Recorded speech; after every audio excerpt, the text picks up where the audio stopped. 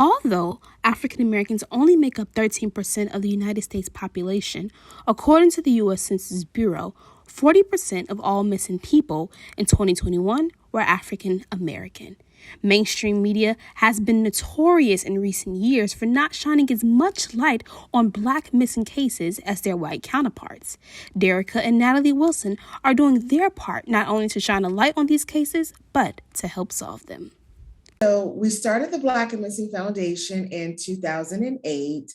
The inspiration behind the organization was a young lady by the name of Tamika Houston. She went missing from my hometown of Spartanburg, South Carolina.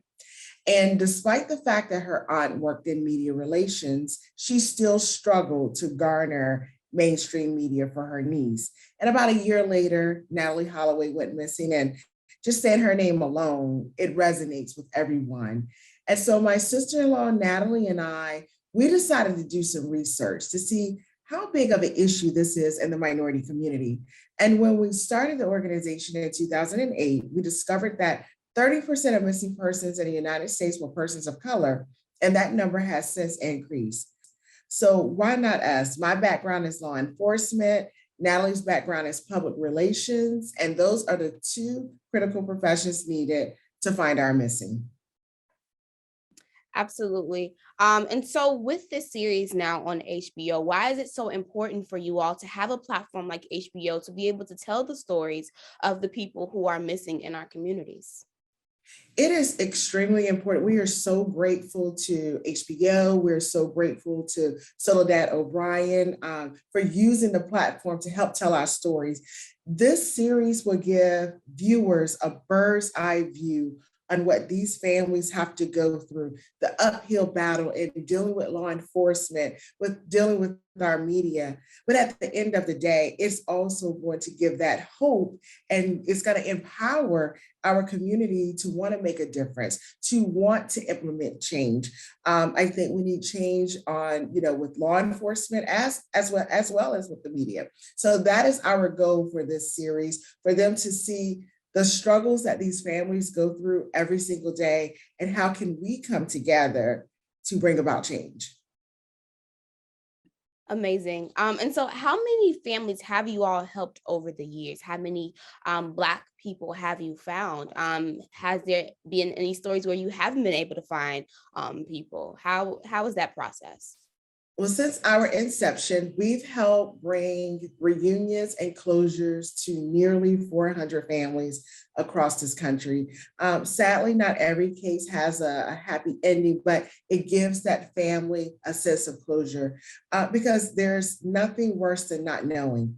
Not knowing if your loved one is hungry, if they're sick, if they're cold, if they're being mistreated, if they're going to walk through the front door again. So that is so important. And it's also important for people to understand that you can do this yourself. Like, it doesn't require an army to make a difference in your community. Natalie and I, we're wives, we're mothers, we have full-time jobs, but this right here is a labor of love. Our community needs it, and we have to be the change agent. So when you recognize an issue, in order to correct an issue, you have to be willing to be the solution.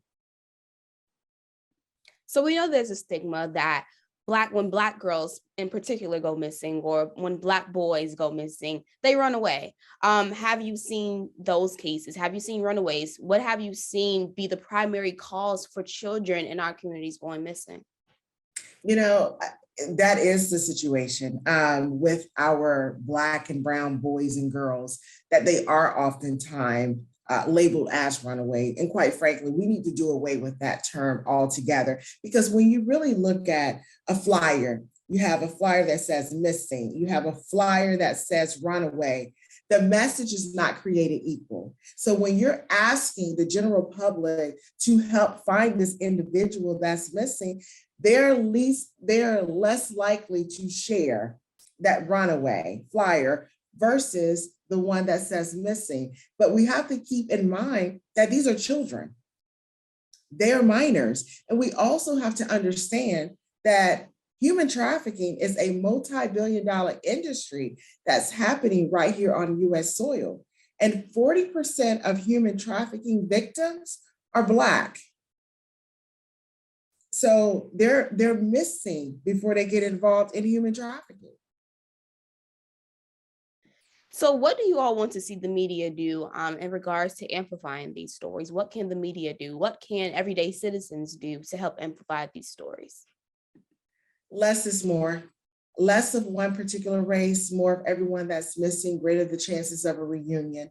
You know, we understand that not every case is going to make the 5 and 10 o'clock news cycle. We understand that not every case is going to elevate to mainstream media, but we have to have those uncomfortable conversations in our newsroom because oftentimes the decision makers don't look like us.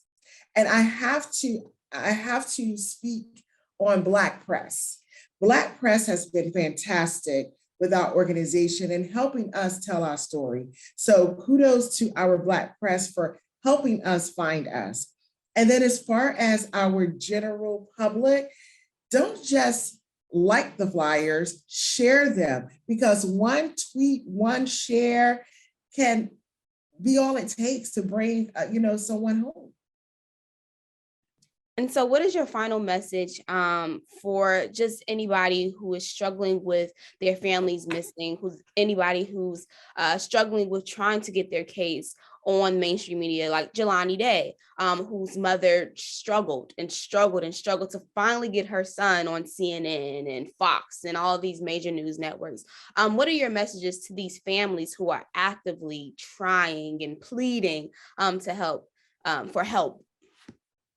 Never give up, never give up. And to reach out to the Black and Missing Foundation, because we are the champions of change. We're going to be there every step of the way, and we're going to help you fight this battle. I mean, this is too much for these families to bear. So never give up. We will not allow you to give up. And I think that's the most important message to get out there to these families.